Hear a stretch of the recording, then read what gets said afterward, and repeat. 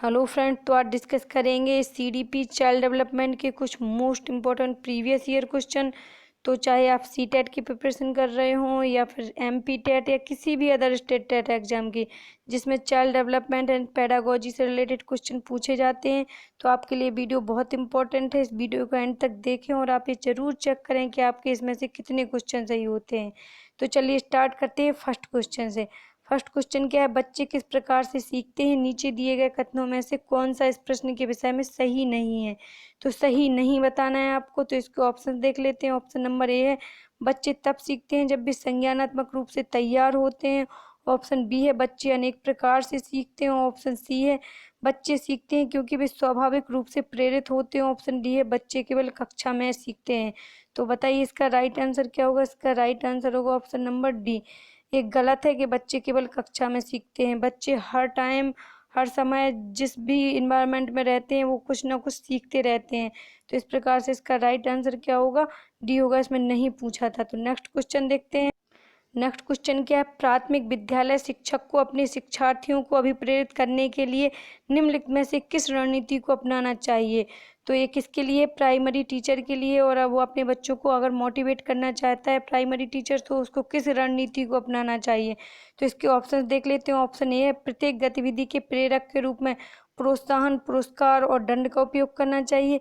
यानी कि अगर प्राइमरी टीचर अपने स्टूडेंट से कोई भी एक्टिविटी करवाना चाहता है तो उसको प्रेरक के रूप में बच्चे को या तो प्रोत्साहन देना पड़ेगा या पुरस्कार या दंड देना पड़ेगा, तभी बच्चा कोई एक्टिविटी करेगा। ऑप्शन बी क्या कहता है, बच्चों को उनकी रुचियों के अनुसार अपने लक्ष्यों को निर्धारित करने और उन्हें पाने के उद्यम में सहायता करना।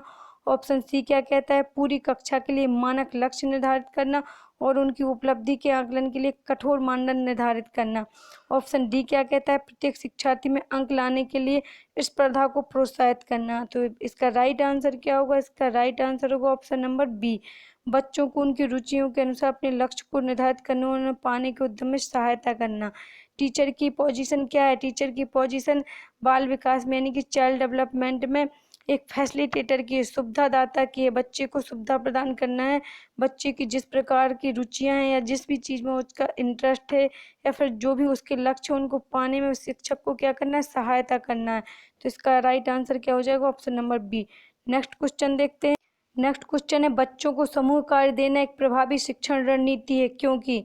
तो इसके ऑप्शंस देख लेते हैं कि बच्चों को ग्रुप एक्टिविटी क्यों करवाई जाती है। तो इसका ऑप्शन ए है, छोटे समूह में कुछ बच्चों को दूसरे बच्चों पर हावी होने की अनुमति होती है, इसलिए ग्रुप एक्टिविटी कराई जाती है ताकि बड़े बच्चे दूसरे बच्चों पर हावी हो सकें। ऑप्शन बी क्या कहता है, सीखने की प्रक्रिया बच्चे एक दूसरे से सीखते हैं और परस्पर सहायता भी करते हैं। ऑप्शन सी क्या कहता है, बच्चे अपना काम जल्दी करने में समर्थ होते हैं इसलिए ग्रुप एक्टिविटी कराई जाती है। ऑप्शन डी है, इससे शिक्षक का काम कम हो जाता है। तो इसका राइट आंसर क्या होगा? इसका राइट आंसर होगा ऑप्शन नंबर बी होगा। क्या कहता है बी ऑप्शन? सीखने की प्रक्रिया बच्चे एक दूसरे से सीखते हैं और परस्पर सहायता भी करते हैं। जब बच्चे को ग्रुप में अगर कोई भी काम दिया जाता है या फिर बच्चे ग्रुप में मिलकर कोई एक्टिविटी करते हैं तो उससे क्या होता है, बच्चे दूसरे बच्चों से सीखते हैं और परस्पर सहायता भी करते हैं। सहायता करने से क्या होता है, बच्चे में सामाजिक भावना का विकास भी होता है। तो इसका राइट आंसर क्या हो जाएगा? ऑप्शन नंबर बी होगा। सी में क्या है, बच्चे अपना काम जल्दी करने में समर्थ होते हैं इसलिए ग्रुप एक्टिविटी कराई जाती है। तो ये गलत है, इससे शिक्षक का काम कम होता है। तो ये भी गलत है। इसका राइट आंसर होगा option number B. Next question देखते हैं। नेक्स्ट क्वेश्चन है, एक औसत बुद्धि वाला बच्चा यदि भाषा को पढ़ने एवं समझने में कठिनाई प्रदर्शित करता है तो यह संकेत देता है कि बच्चा का लक्षण प्रदर्शित कर रहा है, यानी कि किस प्रकार की लर्निंग डिसेबिलिटी है बच्चे में। अगर वो औसत बुद्धि और भाषा को पढ़ने में अक्षमता महसूस करता है या कठिनाई महसूस करता है। तो इसके ऑप्शन देख लेते हैं। ऑप्शन नंबर ए क्या कहता है, लेखन अक्षमता यानी कि डिस्ग्राफिया। ऑप्शन बी क्या कहता है, गणितीय अक्षमता डिस्कैलकुलिया। ऑप्शन सी क्या कहता है, गति समन्वय अक्षमता डिस्प्रैक्सिया। ऑप्शन डी क्या कहता है, पठन अक्षमता डिस्लेक्सिया। तो बताइए इसका राइट आंसर क्या होगा? बहुत ईजी क्वेश्चन है। तो इसका राइट आंसर क्या होगा? ऑप्शन नंबर डी होगा, पठन अक्षमता। अगर वो कोई बच्चा पढ़ने में कठिनाई महसूस करता है या फिर उसको पढ़ने में प्रॉब्लम है तो उसमें किस डिसेबिलिटी है, कौन सी डिसेबिलिटी है? डिसलेक्सिया। तो डिसलेक्सिया की प्रॉब्लम है बच्चे में, इसलिए उसको पढ़ने में अक्षमता हो रही है। नेक्स्ट क्वेश्चन देखते हैं। नेक्स्ट क्वेश्चन क्या है, शैशव काल की अवधि। बहुत इजी क्वेश्चन है। तो इसके ऑप्शन है, ऑप्शन नंबर ए जन्म से 2 वर्ष तक की। ऑप्शन बी है जन्म से 3 वर्ष तक की। ऑप्शन सी है जन्म से 3 वर्ष तक, 2 से 3 वर्ष तक की। ऑप्शन डी है जन्म से 1 वर्ष तक की। तो इसका राइट आंसर क्या होगा? इसका राइट आंसर होगा ऑप्शन नंबर ए, जन्म से 2 वर्ष तक की अवस्था को शौशव अवस्था माना जाता है। नेक्स्ट क्वेश्चन क्या है? पियाजे के अनुसार 2 से 7 वर्ष तक के बीच का एक बच्चा संज्ञानात्मक विकास की डैश अवस्था में है। तो 2 से 7 वर्ष तक की आयु का बच्चा संज्ञानात्मक विकास की किस अवस्था में है? तो इसके ऑप्शन देख लेते हैं। ऑप्शन नंबर ए है औपचारिक संक्रियात्मक अवस्था, ऑप्शन बी है मूर्त संक्रियात्मक अवस्था, ऑप्शन सी है संवेदी गतिक अवस्था, ऑप्शन डी है पूर्व संक्रियात्मक अवस्था। तो ये बहुत ईजी क्वेश्चन है। इसका राइट आंसर क्या हो जाएगा? इसका राइट आंसर होगा ऑप्शन नंबर डी, पूर्व संक्रियात्मक अवस्था। पूर्व संक्रियात्मक अवस्था की एज कितनी होती है? 2 से 7 वर्ष तक की अवस्था। सबसे पहली एज कौन सी है पियाजे की? संवेदी गतिक अवस्था, यानी कि संवेदी इंद्रिय जनन गामक अवस्था ही बोला जाता है उसको, संवेदी गतिक अवस्था। इसकी एज कितनी है? इसका टाइम पीरियड कितना है? 0 to 2 ईयर होती है संवेदी गतिक अवस्था। फिर उसके बाद आती है पूर्व संक्रियात्मक अवस्था, 2 से 7 वर्ष तक की अवस्था। उसके बाद आती है मूर्त संक्रियात्मक अवस्था, 7 से 11 वर्ष तक की अवस्था। फिर लास्ट में आती है औपचारिक संक्रियात्मक अवस्था, 11 वर्ष से 15 वर्ष भी मानते हैं कुछ लोग 11 वर्ष से आगे का टाइम भी मानते हैं। तो इसका राइट आंसर हो जाएगा option number D. Next question देखते हैं। नेक्स्ट क्वेश्चन है जब वयस्क सहयोग से सामंजस्य कर लेते हैं तो वे बच्चे के वर्तमान स्तर के प्रदर्शन को संभावित क्षमता के स्तर के प्रदर्शन की तरफ प्रगति क्रम को सुगम बनाते हैं, इसे कहा जाता है। तो इसके ऑप्शन देख लेते हैं। ऑप्शन नंबर ए सहयोग देना, ऑप्शन बी है सहभागी अधिगम, ऑप्शन सी है सहयोगात्मक अधिगम, ऑप्शन डी है समीपित विकास। तो इसका राइट आंसर क्या होगा? इसका राइट आंसर होगा ऑप्शन नंबर ए, सहयोग देना। ये वयस्कों के लिए अगर ये बच्चों से संबंधित होता तो इसका क्या हो जाता है? इसका हो जाता समीपस्थ विकास का सिद्धांत। तो इस प्रकार से इसका राइट आंसर होगा option number A. Next question देखते हैं।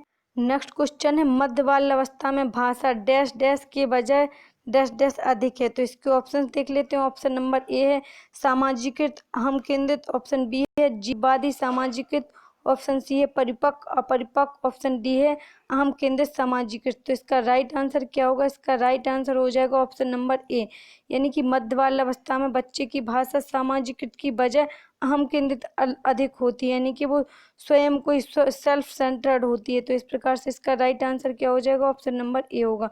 नेक्स्ट क्वेश्चन देखते हैं। नेक्स्ट क्वेश्चन है बाल केंद्रीय शिक्षा में शामिल है। तो इसके ऑप्शंस देख लेते हैं। ऑप्शन ए है बच्चों को एक कोने में बैठाना, ऑप्शन बी है प्रतिबंधित परिवेश में अधिगम, ऑप्शन सी है वे गतिविधियां जिनमें खेल शामिल नहीं होते हैं, ऑप्शन डी है बच्चों के लिए हस्तपरक गतिविधियां।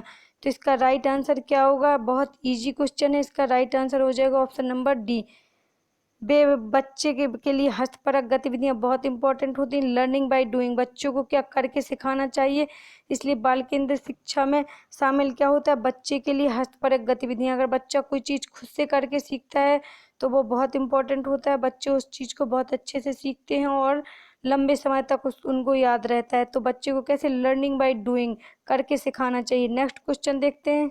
नेक्स्ट क्वेश्चन है जब एक शिक्षक यह समझता है कि स्वाभाविक रूप से लड़के गणित में लड़कियों से अच्छे हैं, यह दर्शाता है कि अध्यापक, तो अध्यापक के संबंध में तो इसके ऑप्शन देख लेते हैं। ऑप्शन ए है लिंग जेंडर पक्षपाती, ऑप्शन बी है शिक्षाप्रद है, ऑप्शन सी है सही दृष्टिकोण वाला है, ऑप्शन डी क्या है नीतिपरक है। तो इसका राइट आंसर क्या होगा? इसका राइट, ये भी बहुत ईजी क्वेश्चन है। इसका राइट आंसर हो जाएगा ऑप्शन नंबर ए, लिंग जेंडर पक्षपाती है। जेंडर बायनेस है टीचर के अंदर, वो ये बोल रहा है कि स्वाभाविक रूप से लड़के लड़कियों से गणित में अच्छे होते हैं। तो इसका राइट आंसर क्या हो जाएगा? ऑप्शन नंबर ए हो जाएगा। नेक्स्ट क्वेश्चन देखते हैं।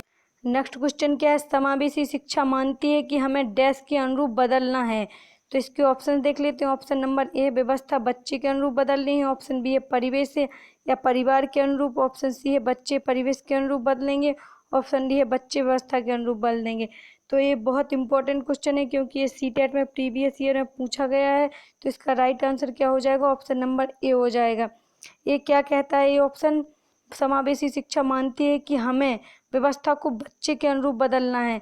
तो इससे रिलेटेड एक क्वेश्चन पूछा था कि बाला का फुल फॉर्म क्या है। तो बाला का फुल फॉर्म क्या है? बिल्डिंग एज लर्निंग एड्स, यानी कि हम बिल्डिंग को इस प्रकार से या बिल्डिंग में जो भी मटेरियल ऐसे यूज करने हैं जो बच्चे को सहयोग दें, और बिल्डिंग भी इस प्रकार से बनानी है जो बच्चे को सुविधा प्रदान करे। जैसे कि समावेशी शिक्षा में क्या सभी प्रकार के बच्चों को लिया जाता है। अगर कोई बच्चा दिव्यांग बच्चा है, व्हील चेयर का यूज करता है, तो बिल्डिंग इस प्रकार की होनी चाहिए जो व्हील चेयर को क्लासरूम तक पहुंचा सके। तो इसका राइट आंसर क्या होगा? ऑप्शन नंबर ए, व्यवस्था बच्चे के अनुरूप होनी चाहिए। नेक्स्ट क्वेश्चन देखते हैं। नेक्स्ट क्वेश्चन है, सीखना एक सार्वभौमिक प्रक्रिया है जो, तो इसके ऑप्शंस देख लेते हैं। ऑप्शन ए क्या है? समस्त प्राणियों में पाई जाती है।